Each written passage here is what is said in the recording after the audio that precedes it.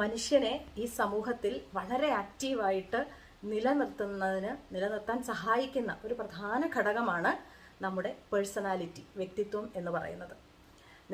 അനവധി ഗുണഗണങ്ങളാണ് ഈ ഒരു പേഴ്സണാലിറ്റിക്കായിട്ട് നമുക്ക് ആവശ്യമായിട്ടുള്ളത്.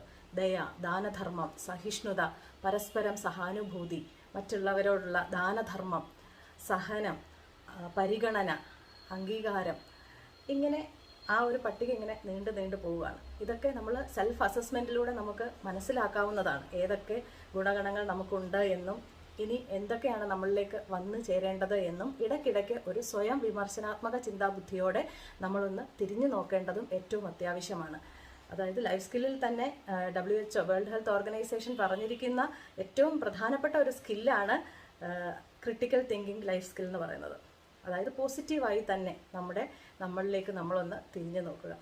എല്ലാവർക്കും ശുഭദിനം നേരുന്നു.